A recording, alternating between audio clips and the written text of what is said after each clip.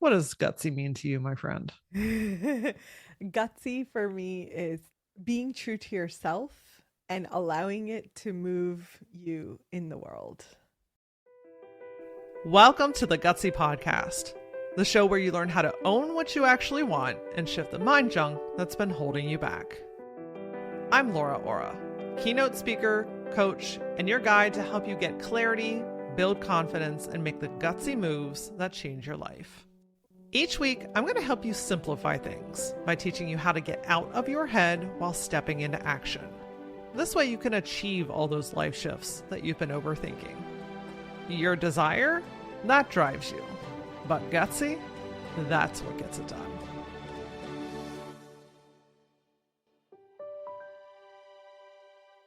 We've been taught that success comes from pushing harder. Work harder, stay consistent, power through, ignore your body, just keep going. But you know what? That's actually the stuff that's keeping you exhausted. This episode is not just about fertility or menstrual cycles, okay? Stick with me because this conversation is really about learning to work with yourself instead of constantly working against yourself. Dr. Aumatma shares why so many women are living on a schedule that wasn't designed for them, how ignoring your body signals can show up as burnout, overwhelm, and even physical symptoms, and why slowing down isn't a weakness, it's actually your greatest source of power. We also dig into intuition, the role of science, receiving support, and why your body is often communicating with you long before your mind catches up. And yes, she even calls me out on my own chronic migraines in the middle of the interview. And honestly, she wasn't wrong. Whether your hormones feel completely out of balance or you're simply tired of feeling like you're always pushing uphill, I think this conversation is going to give you a completely different lens to look through. Dr. Aumatma is a double board certified naturopathic endocrinologist who has spent nearly 2 decades helping high achievers reconnect with the wisdom of their bodies. Originally known for her work in fertility, she's the founder of the Holistic Fertility Institute and has trained hundreds of doctors in natural fertility approaches. Today, she blends clinical expertise and intuitive leadership, teaching women how to move beyond overthinking and make aligned, sustainable decisions. She's the author of Fertility Secrets, host of the Egg Meets Sperm podcast, and creator of the Lead with Silence approach, guiding leaders to trust their inner knowing and lead with clarity and purpose. She totally blew my mind about migraines midway through this episode, and I was like, shit, I just got called out on my own show, and I am so here for it. So let's get into this. Dr. Aumatma, welcome to the Gutsy Podcast. Thanks for having me, Laura. It's great to be here. Absolutely. I did a deep dive. I dug into your work. I watched your TEDx talk, which congratulations on that.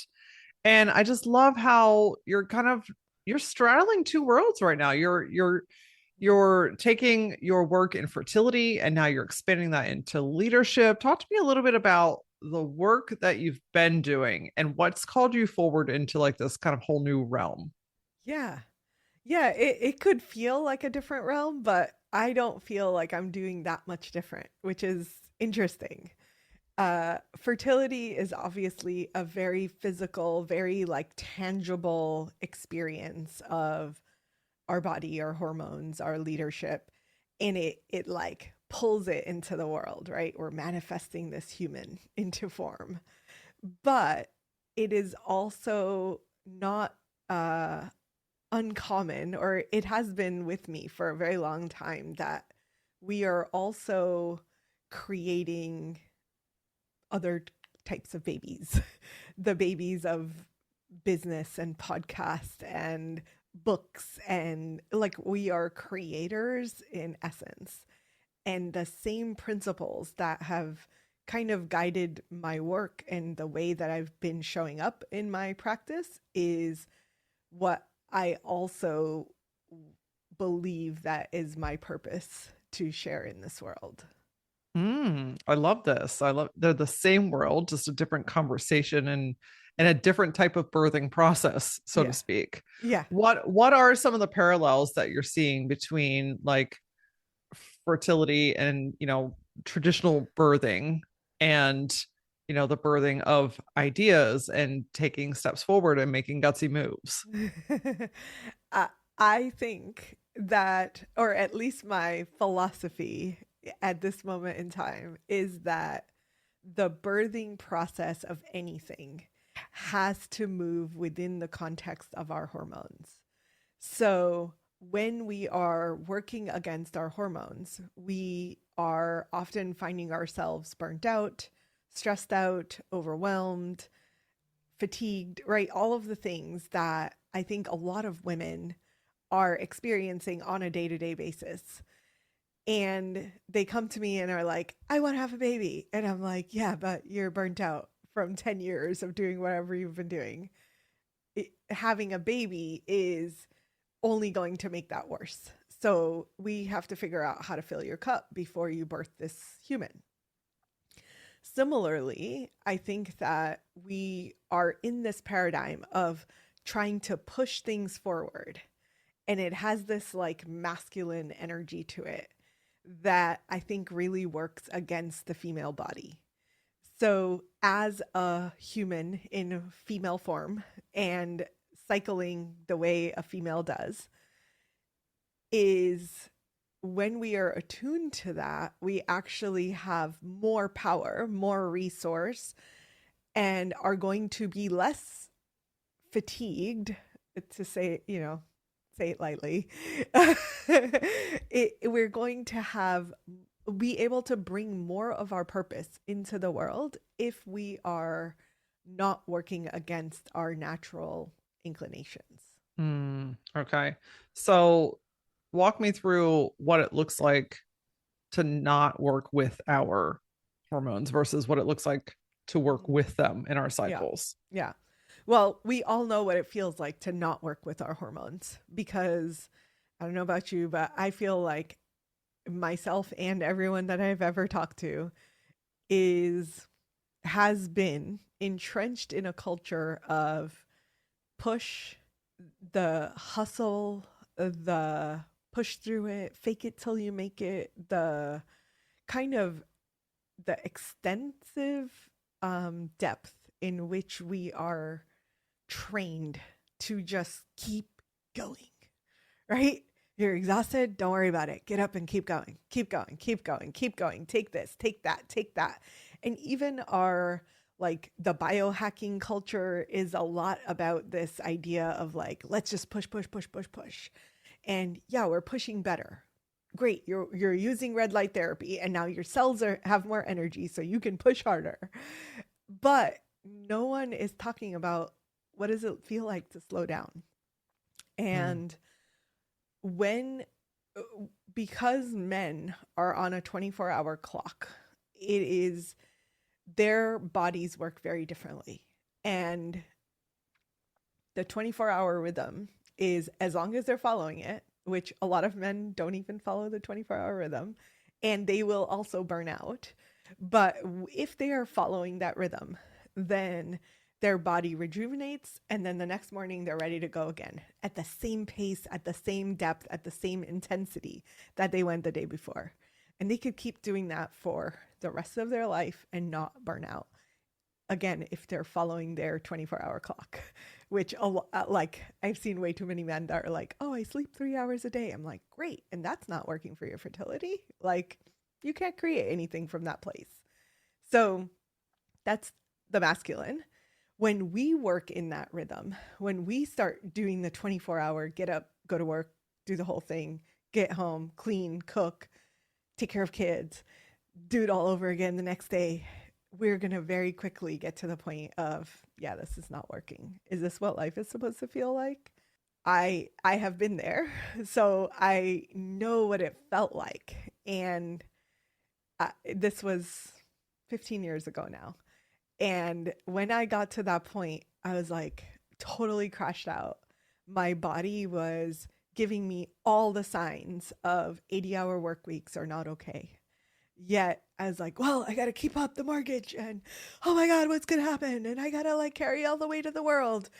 And when I took a step back and I said, wow, how long has this been going on? And it was essentially like I had let myself get there more and more and more over the course of 15 years. So it wasn't an instant process, but when I finally got to burnout, I was like, oh crap. like something has to drastically shift in order for me to live differently. And what I realized was women have a very different cycle. So we have this 28-day cycle. 28-day just being an estimate. Some women are 26, some women are 32. You got to know your own cycle. Uh, but getting awareness and getting in tune with that rhythm in a natural way allows for rest. So when we don't push past it, then we actually have within that 28-day period, we have rest built in. And it's not a rest of like, oh, I chilled for the weekend and I went to the spa and whatever. It's like deep introspective rest. And it's what I call silence, right? Like this idea that we need to access the silence within us to sprout what needs to come forth in the next cycle, in the next phase of our our month, our life. Mm. So when we are able to go into that place, when we don't resist the silence and the stop, then we can actually move into the next phase with more energy, less um, this idea of being hormonally aggressive or like hormone, like PMS, all the symptoms that women usually relate to when they say, I'm feeling hormonal or I'm feeling PMSy or I'm feeling some kind of way. Those are hormones that have went out of whack. But if we reclaim this idea that I am hormonal, and yes, I'm fucking hormonal, and I am proud of it and I'm embodying it, that is a different kind of hormonal, which actually gives us more power. It gives us more energy. It gives us more vitality. And it allows us to bring forth our purpose with more ease. Mm. I love this ownership of the I am hormonal, Yeah. because I mean, I think every woman on the planet can relate to in some form or fashion how they have felt just completely hijacked by their hormones. Yes. Like I was totally a total normal person yesterday, and why did I wake up today feeling like a worthless turd that can't do anything? And then in that same day, I'm ready to like burn everything down, Mm-hmm. you Mm-hmm. know? Yeah. And and, Yeah. and and what I'm hearing you say is part of that is because we've pushed past too far for too Mm-hmm. long. Yes. Am I hearing that right? Yes. Yep. Hmm. Absolutely. And we have little voice within our bodies that is telling us that we are pushing too hard, that we are in this fight or flight. I talk about it in my TEDx talk. Is this like the state of fight or flight survival is moving us away from the safety that our body like so vitally needs in order to create in this world.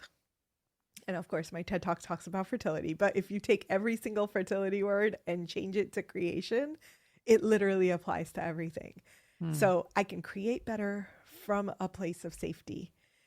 But if I am constantly in the survival, like I have to fight for it, I have to like, I talk to a lot of CEOs and like power women that are in this place of like making shit happen in the world. And they'd be like, no, but I have to have a seat at the table. I have a seat. I have to have a voice. And I'm like, pause, pause, pause, pause. Come back to the silence and learn when it is the silence is actually more powerful. But it is, and they'll come back and they'll be like, oh my God, that totally worked. I said 3 words and it was like, bam, mic drop. And I was like, yeah, that's your fucking power, right? Mm. Like, yes, you are hormonal. Own that shit.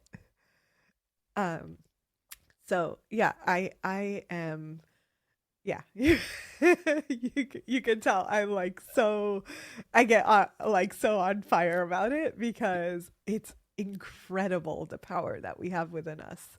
And I want every woman on this planet to feel it and be able to like give that power in a way that doesn't burn her out. Amazing. I want to dig into that silence method in just Mm, a second. But first, I have to ask this probably ever evolving question around, okay, I want to work with my hormones, hmm hmm but the world operates very differently than that. hmm hmm And sometimes it's because, women work in corporate jobs or in places, have jobs that don't allow them to rest when they hmm need to. hmm Sometimes in entrepreneurship, I mean, that's a wild card in its own, right? Sometimes you got to push, sometimes you're in the thick of it. Yeah. So how do you work with your hormones when either your lifestyle or your job or your kids or your responsibilities are telling you you got to keep going? hmm Yeah, and that's always the question. And what I've found is that it's really it's interesting. Like the women that are the powerhouses that either run their own businesses or are in leadership positions, definitely there is an advantage there because they don't have someone to report to. Um, I mean, theoretically, we all have someone to report to. My investors, I have to still report to, right? But what I have found is that we can do it slowly. And the way I think about it is it's not that your rest, quote unquote, is you completely shutting the world out or you not going to work necessarily. It's a different type of rest. So during the rest period, you are prioritizing time for yourself. You're saying no to every single thing you can say no to, which is a lot of times like the 6 meetings on my calendar that don't need to be there. I'm like, bye, bye, bye, bye, bye. No, I'm not going to those. So you get to choose. And whenever you have that choice, you say, no, no, thank you. This is not the time. Or there are times when I've been in a room full of 900 doctors on stage. Like I'm supposed to show up and be like, rah, rah, rah, rah, right? Like I'm doing this talk. And I got on stage and I was like, I'm just going to channel whatever is coming to me. Mm. And the topic went way to the left. And I was like, I'm just feeling all of this energy and I just have to share what's true. And you may, like the organizers, may never have me come back, but that's okay because the people that were in the room felt it. Mm. And the people were like, wow, she's on something. And it was like, sorry, y'all. Day one of my cycle. You're like, Like, I am hormonal. yes, yeah, and like that could have went a lot of different ways. I could have stuck to the script that I had prepared, but what felt the most aligned for me in that moment was to speak the truth. Mm. And I was like, this is the truth that's coming to me and damn the consequences. Like this is what needs to happen right now. And if I affect the 5 out of 900 people in this room, I will have done an amazing job and feel good about it. Uh, so that's what happened. Um, I love that. Isn't it crazy too? Like when you really allow yourself to do that, the impact to the people in the room or whatever situation you're in yeah. is so much deeper. Like hmm somebody needed to hear that day. hmm Somebody in that audience, I would bet a couple somebodies hmm needed whatever you had to say because you were channeling that through and you trusted yourself. I mean, that's Yeah. that's a gutsy move, my friend. That is a gutsy move that I am Yeah. here for. And Yeah. it's just wild when you lean into those things instead of fighting them. I mean, that's Yeah. a form of working with yourself versus against yourself at the same hmm time. hmm Yeah, because it's acknowledging where you are. It's acknowledging, like, I didn't know that was going to happen till I got on stage. I literally, like, the night before I lost my voice, the morning of, I was like, I was dying. I was like, they didn't tell me there were going to be 900 people Oh here. my gosh. I did not know how big this room was or that it was like a keynote or whatever. I was just like, oh shit. And like, had to freak out the night before. till the 5 minutes before, I wasn't even sure I was going to end up going on stage. I was like, could they skip me? Like something's weird's happening.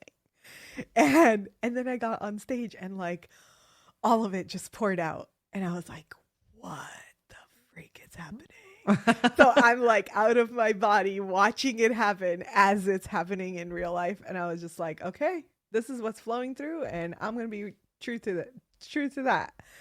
Um, so it is uh, that example was really just to share like there are times when I cannot say no because I've already made the commitment. It was so important that I showed up, right? And that I did what I said I was going to do. But even in that moment, like leading up to it, literally lost my voice. That was silence enforced by the universe. It's like, nope, shut up. I was like, okay. So I like all of that experience was just very real in my face. Like, this is what is actually important for me to bring forth into the world. And again, I feel like a lot of the women that I talk to have these experiences where they're like, wait, my body was like not feeling right, or I was sitting in this conversation and like just really didn't want to say anything, but I had a lot to say. And I was like, great, just observe it, right? You're in this experience. You maybe could have said no, you didn't get out of it. But then when you're there, you're not forcing yourself to do anything that doesn't feel right. And instead, you're listening to your intuition, you're listening to your body, and you're saying, no, this is not the right time. I'm going to wait. I'm going to wait. I'm going to wait. And then when it feels like I need to speak, then I will unleash whatever it is that I need to say. And it it almost feels disconcerting because we're not trained for this, right? It feels very unnatural to be the silent or quiet person at the table, and people are like, well, what do you think? And I've often found myself like, I'm still thinking about it. And Mm. like, that doesn't feel crazy to say. Like, I don't have to tell people I'm hormonal. I'm just like, yeah, I'm still thinking about it. And it may be an entire meeting that I go through that I haven't said anything. And it's perfectly fine because I'm in the phase of my cycle where I just need to take in whatever's happening and then make sure that when I speak, that what's coming forth through me is aligned for my message. It's aligned for what I need to share with this person, this team, whatever it is. So, a lot of what I encourage my women to do is what the easy stuff has to go. Anything extra that you don't need on your schedule that is not going to fill your cup goes away. And they're like, even the hangout that I have scheduled with my friend, I'm like, is it going to fill you or is it going to empty you? Like, oh, she's exhausting. Yeah, well, you have your answer. You feel drained by it, then don't go.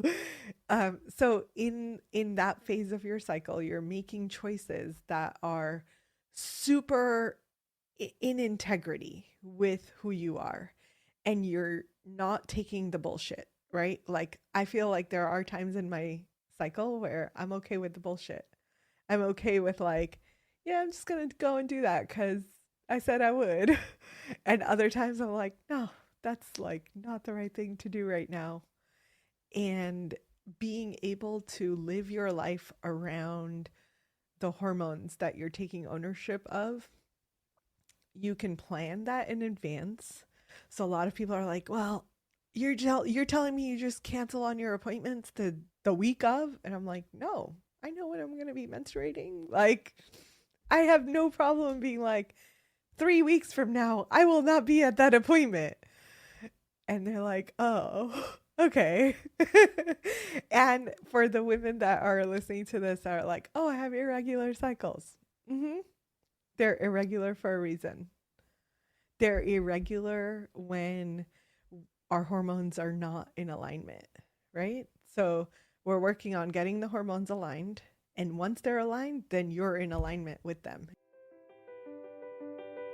Every single woman inside of Oraline right now has built their business the way that they were supposed to, following frameworks that kind of worked but didn't really work, watering down their voice on LinkedIn because they want to look and appear more professional, and hustling their way to make things work even when their body is screaming. The difference this time is they're not willing to settle for that anymore.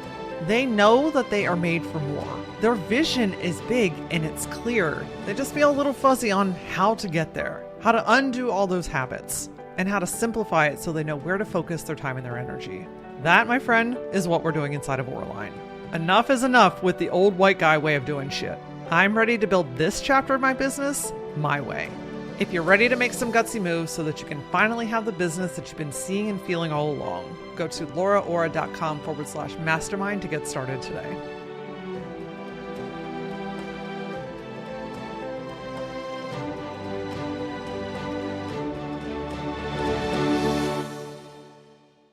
In cahoots with your hormones as your superpower instead of trying to override it, or instead of trying to like push your way through things that you're just like, yeah, that felt off.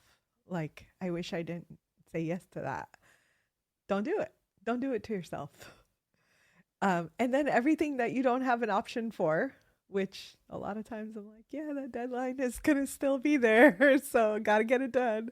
Then you're conserving your resources from all the other things that are often taking up your energy. And you're channeling it into the one or two things that feel like, I have to do those. Those are the highest priority and I should probably get them done. And then the other piece for a lot of people that have work, we all, I feel like, have work that is different types of work, right? Like I run 3 businesses. So I have like all the financial stuff that needs to organize and reflecting on this and just a lot of like reflection things that are quiet time for me. Those go into the time where I should be more introspective. Those are actually great times to support my hormones and to support my life and businesses to be in alignment with what my hormones want to be doing in that moment versus the outward, this energy, like doing interviews, talking, being out in the world. That's most aligned at the peak of my menstrual cycle. So at peak ovulation phase is the time to be the social, magnetic human that we all are during that phase. So I will stack my interviews and things like that during that phase of my cycle. So I'm doing all the things, but I'm doing them at different points rather than spacing it out all the time, right? I might have, during this phase of my cycle, I might have like 10 interviews in a week, which is a lot, but I know I can do them because that's my energy anyway, versus trying to space them out. And then it's landing on my period when I want to like curl up in a ball and not be socializing. That's not moving with my energy. So, and everyone is different, right? Some women actually feel most alive in their menstrual cycle. Then we need to shift how it is that we think about stuff based on what their body feels, because it's really easy to get into these templates of, oh, I gotta do this in this phase. No, for some women, they might actually really want to talk to people in their menstrual cycle. I'm yet to meet that person, but that's okay. I was like, if that's you, I need you to DM me because I need to know who you are. Yeah, me too. DM me too, because I haven't met anyone yet, but I stay open to the possibility because it's so easy for us to be like, oh, we fit into this box. But what I know from the 7,000 women that I've worked with is we don't fit into boxes. Every Yeah. woman is different. And every woman, there's always one woman that's like, but what if I feel like this on this part of my cycle? And I'm like, okay, cool. You do that. You do you. Like, ignore what I'm saying because your intuition, your body is telling you your truth. But the minute you start having symptoms, that's PMS, hormonal distress, hormone dysfunction, headaches, migraines, you name it, like anything that feels hormonal is a symptom that I am out of alignment with my hormones. Mm. So as soon as I start paying attention like that, then it's like, oh, and like I to this day have cycles where I'm like, damn, I'm PMSy. Like I feel like a royal bitch. And something's out of whack. And I will shut it all down, reflect what is out of whack. What am I not saying that is coming out in this way that we would call quote unquote bitchy? And there's always truth to it. It's just that I have ignored what conversation I need to be having. And then it comes out in the shadow that is saying, rah, rah. And it's like, well, it would have never got there if I didn't ignore it the first time I felt it. Mm. Right. So that's, I think, like this idea that we're bitchy and we're hormonal and we have this and that, it's all coming out of the shadow that's come to a head. And as soon as we start owning our hormones, most of the time it goes away. And whenever it shows up, at least for me, I know like, oh, something went awry. Oops. What did I miss? And I'll just wait and I'll be like, okay, time for some silence, time to like get into it and figure out where was that little thing that happened that my energy, my body, my hormones were like, you can't say that shit to me. But I let it go. And then I like regretted it after the fact, right? And it's Mm. often like for me, it shows up a lot with my husband. So it'll be like, it's always the people that are closest to us that we love so much that we're like, oh, I can get mad at him. And it will be, oh, like that, something triggered me weeks ago. I didn't say anything about it. I let it fly. Then there was another trigger. I let it fly. Another trigger. I let it fly. Then the next menstrual cycle, shit's gonna blow up. Then the door's wide open. Yep. And The it is the unleashing of no, this is not okay. That will often happen during either the week before our cycle or the week of our period. so fascinating. I've not heard or seen this take before. So I'm processing all this and I'm thinking, wow, truly some of these symptoms are just exposing where we have downplayed, ignored, pushed off, pushed past, Mm-hmm. um, didn't honor ourselves in some form or Yes. fashion that Yes. is building up. That once you're in that phase of, whether you're menstruating or it's that week before, for me, it's the week before. Mm-hmm. I can always tell Yep. when I'm like, oh, what is going on with me? And I look at my calendar and I'm like, oh, that's why. you know Yep. but I think it's interesting how it's like, how many times have I ignored myself this month? What have I dealt with? What Yeah. have I tolerated Yeah. that is now showing itself because the veil is way thinner? Mm-hmm. Yep. Spot on. Yep. Damn. I'm going to go off on a side conversation just because I'm purely interested. You mentioned migraines and headaches Mm-hmm. showing up Mm-hmm. and that we're out of balance with our hormones. Mm-hmm. What do you see, or what are we ignoring when migraines are popping up as part of this process? I, I think energetically, it's the weight of the world. So Oh, this, oh, yeah. damn! You just had to go there, Aumatma. Okay, It carry is, on. believe it or not, so I had a headache, quote unquote. This was like a 15 out of 10 headache for Mm. 10 months Oh at some point shit. in my life. It just wouldn't go away. There was no amount of medication, nothing. Like nothing was touching it. And it was at the same time that I was engaged to this man that I should not have been marrying.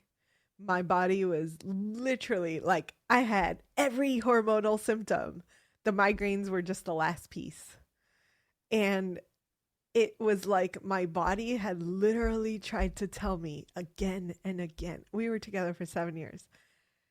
At every step of the way, there was like new symptom, new symptom, new symptom, new symptom. I didn't even listen after the headaches. I was like, oh, it's because I fell off the ladder. No bullshit. Like literally, when our relationship ended, that was it. Like headaches went away. Period. Interesting. So it is. I think it was a combination, and it was this taking responsibility for things that I shouldn't have been taking responsibility for, which everyone feels differently about this, but I am a believer that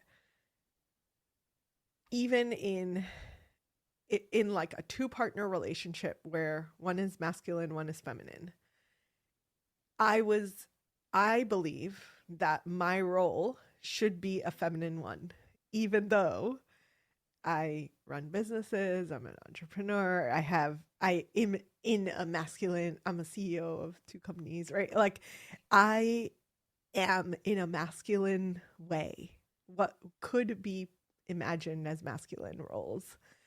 But I have learned now that I can do those roles in a feminine energy, which is crazy to me. News to me because that's not what I see around me. Yeah. Even female CEOs around me are burnt out and they're running from their masculine energy. So it's taken a lot for me to get to the point of I can do these roles in a feminine way. It's still going to take some masculine energy, but it's not going to be to the point where it overtakes me. And when I come back within the relationship, I need to be able to feel feminine. And when in that relationship, that role was switched, I was very much in my masculine mode all the time. I was in that, like, it was just switched. And when it was when it got to the point where I was now responsible for our mortgage, our finances, there was a dynamic of just unevenness in a lot of ways. I can like leave the details for a different day. Conversation for another day. Yeah. Not even worth having, honestly, but I can just tell you my pattern, which was I just took on everything. And literally, like, my shoulders were like this all the time. For those of you who can't see me, they're all the way up to my ear right now. And it was like I felt like I had a giant 10, 15, 20-pound weight on me all the time, right? Like I'm moving like this. And it was just exhausting. So I believe that when we're carrying a load that is not meant to be ours, when we are taking on things that are not meant to be ours, and when we're primarily flipped, where you're in that like go, go, go, hustle, hustle, push, push, push paradigm, and you're not refilling your cup, you're not taking the time to rest and put all that shit down, and you don't have a way of clearing your energy, then you're gonna get some symptoms. And I feel like migraines and headaches are often the result of that, especially hormonally, right? So if you're getting those symptoms, usually in my experience, they were going to peak at ovulation time or just before, which sounds crazy. There is a different kind of migraine that happens right after the cycle. So after you finish bleeding, you kind of get a migraine. That sometimes is blood deficiency. So slightly different issue, but usually that's the kind that isn't, not going to turn into a migraine. It just feels like you're lacking blood or lacking something nutritionally that those I feel like are relatively easy because they'll pass very quickly. The migraines that hit, that kind of go on, and you feel, I like energetically, you're like, oh my God, it's the weight of the world on top of my head. That's a literal manifestation of energy that we're ignoring. Hmm. Well, Laura Ora just got called out on her own damn show. Is it true? You've Does it given me some. resonate? It does resonate. Absolutely. Okay. I've carried the weight of the world on my shoulders since I was like 9 years old. So, Mm-hmm. and I've been a chronic migraine sufferer for well over a decade. Yeah. So Yeah. there, I mean, I've done an ass ton of work to release a lot of that. Mm-hmm. So it's not the same that it was, but there's still a few remnants Yeah. that as you were talking, I was like, oh, okay. I can see that very clearly. But it also gives me a little bit of optimism to know that like, hey, this is actually something that I could heal beyond. You Mm-hmm. know, Yeah. when you're a chronic anything, it feels like a never ending story. Yeah. And so it also, as much as I feel a little called out, but I accept that. I love that because it Yeah. helps me see what I need to see. It also gives me some optimism to know like, okay, I'm on the path already Mm-hmm. to alleviate this even Yeah. further, if not for good. So Yeah. Can I appreciate that. offer you one thing Of that I course. would? Uh so the thing that I have found super helpful to shift this pattern is to receive support. Hmm. And that's hard as shit. But if you have a partner, a loved one, a family member, whatever, right? You can say, "Hey, a couple times a week during this time of the month, I need you to just like ask me what you can do to support me." And what I'm going to do in return is actually tell you how you can support me, which takes a little bit of reflecting, right? You're going to be like, okay, what can I use for support? But it's the one shift that is going to allow you to move into your feminine in a place that is extremely masculine. So support is like one of these things like women are like, oh, I got this. I'm one of them. I got it. I figure it out myself. I can do it better, right? All of our things, all of our tendencies. And as soon as we allow for support and we open up to receiving it, now you have allowed that feminine energy to flow through you. Even if it's like, I would love a cup of tea. This was one of my clients. She was 42 years old, couldn't get pregnant for like 4 years. And like the whole weight of the world thing was very real for her. I was like, you have to let this man support you. And her husband was like the sweetest, most masculine, like, I will do anything for you. What do you want? And she's like, I don't know. Can you make me a cup of tea? So like literally every night he was like, do you want a cup of tea? And he would just have it ready and like make her tea. And of course, like I'm not saying that alone got them pregnant, but Sure. It is one of the crucial things that helped her receive this energy from someone else. And like a lot of those patterns are ingrained within us. So this is not a blame or shame or whatever. Like we learn these patterns for a reason very early in life. Something probably happened for you and your energy to trigger this, like, I got to do it myself. I got to take care of me. No one else is going to do it. And on top of it, I'm going to take care of everybody else around me because that's what women do. We want to take care of everything. So When we allow someone else to support us, now we are directly challenging this idea that I need to do everything myself. And the more feedback loop that your brain gets on that, the easier it gets to put the weight down. Mm, yeah. Yeah. Yeah, I feel that. My husband is the same. He is masculine. He adores taking care of me in any way possible. And honestly, just in the last few years, I've learned to let him. that Yeah. it wasn't fake. It wasn't a front. It wasn't temporary. It was like, no, this is just who he is, and this is what he wants to do. Yeah. Now my job is to let him, Yes. because I can feel very, very quickly the energy shift in my own body when, like, literally just like everything, like, it just Yeah. it just lets down.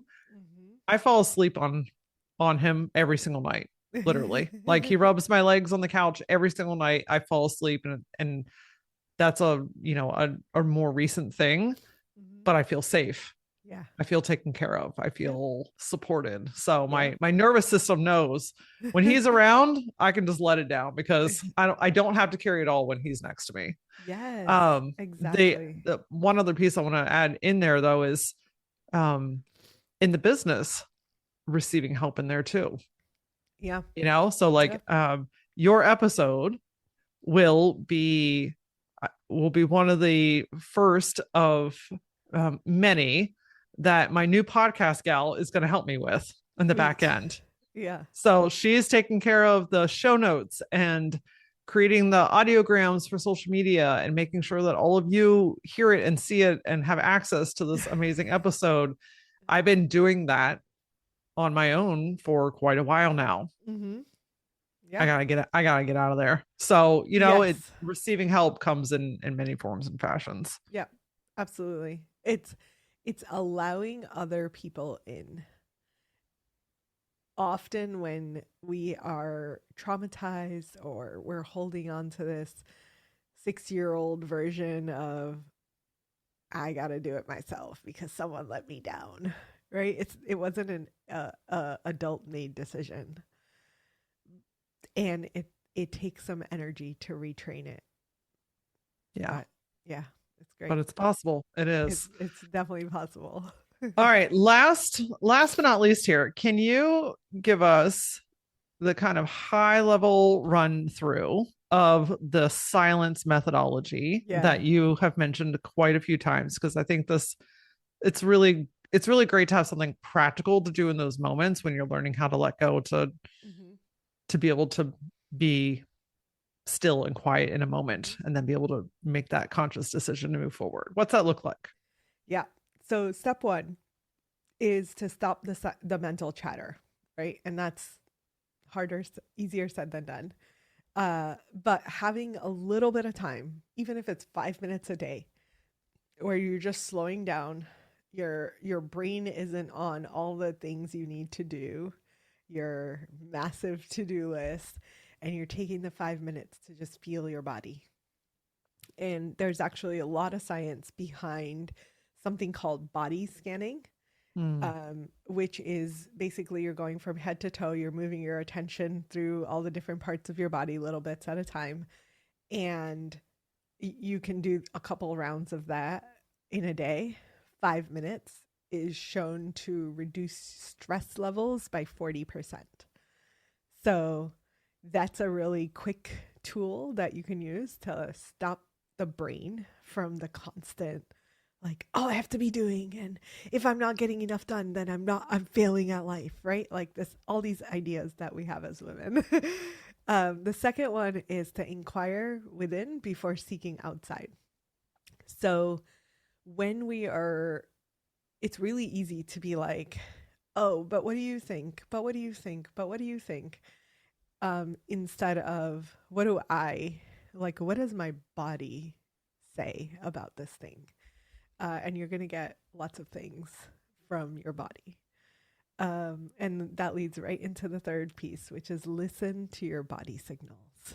listen to what your body is telling you and stop ignoring it and stop putting a qualifier like, oh, that's because, oh, that's because, oh, I must have drank too much. Like, yeah, you probably did drink too much, but you drank too much because you stopped listening to your body to begin with.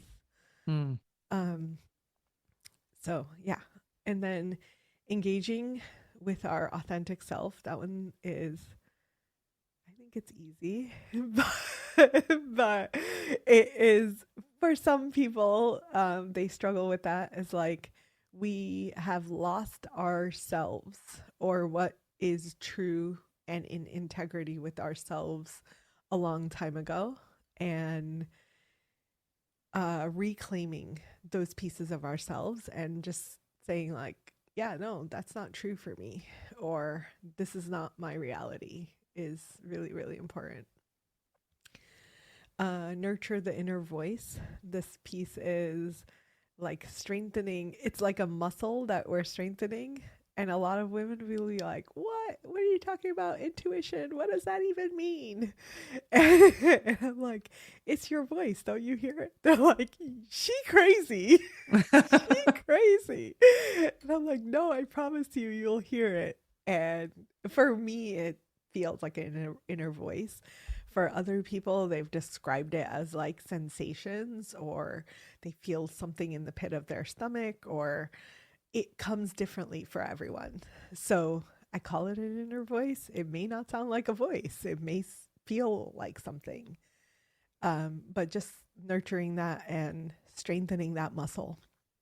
And I have, over the years, people have always said, how do I do this? And I'm like, walk around the grocery store and go and feel for what actually is drawing you. Not the intellectual, like, oh, I really like some potato chips, but like, what is it actually pulling you to? And then like buy it and feel it when you're eating it. Like, eat it and experience the food in your body. Does it feel good? Does it make you heavy? Does it feel like it's filling you, or does it feel like, oh, I'm just going to feel like garbage after I eat this thing, right? And keep doing that. And food is a really fun one to play with because often intuition is like this woo woo thing versus, to me, I'm like, food is like an experience. You can eat it and have an experience with it, and you will know whether your inner voice was an inner voice, or that was a craving that had nothing to do with your inner voice very quickly, because you'll either feel like your body is expanding and the food is like nourishing, or if it's actually like taking away from you even as it feels you. Love that example. Yeah, I like that because food is part of my practice a lot, and people are always like, how do I strengthen my intuition? I'm like, go walk around the grocery store. That's gonna help your intuition. They're like, what? They're like, okay. And it takes some time, right? Like it takes a little bit of like clearing away all the stuff that you've heard. And people will come back and be like, I'm not supposed to eat kale. And I'm like, okay, cool, no problem. They're like, really? I thought you were going to tell me to eat kale. I'm like, no, go eat chard instead. Like, you don't have to eat kale. It's fine. They're like, oh, okay. So, like, letting the rules go to the wayside, and instead, like, what is true for you truly. And it's not, again, it's not cravings, it's not intellectual, it's more your intuition coming alive. And then choose from clarity, not chaos. And the last one is execute with aligned action. So the execution is when you feel all of these things, when you're true to yourself, when you are living all of these pieces, then it's like that moment when I was talking about when I was on stage. You're like, just, it's here. it's flowing through you and it's showing up in the world the way it's supposed to. And you're not judging yourself. You're not trying to control it. You're not trying to make it into something it's not. It just is. And that that aligned action piece is important.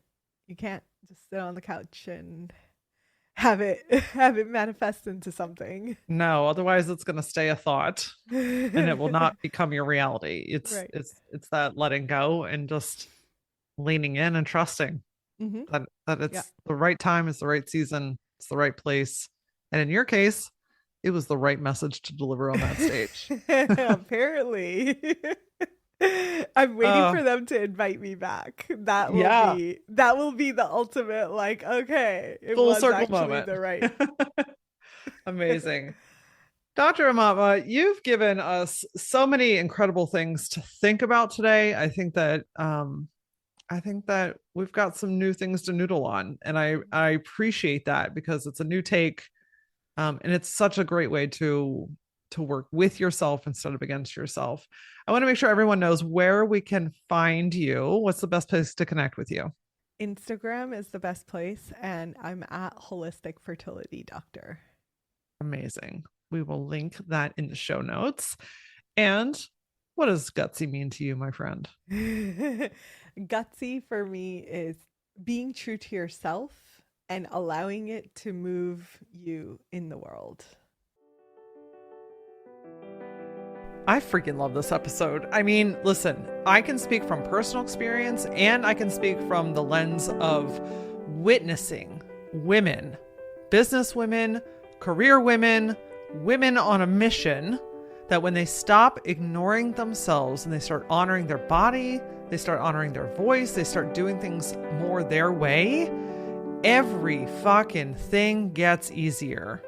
And when the tough stuff does pop up, your body is more equipped to handle it because you're not starting from zero, from fumes, from nothing. A gal on LinkedIn named Heidi reached out and said, I just wanted to tell you that your gutsy vision is helping me to be kinder to me. And that's the base of all of this, is listening to yourself, is noticing what your body needs, is honoring the shit that you want to do in this world and making little adjustments to go get it.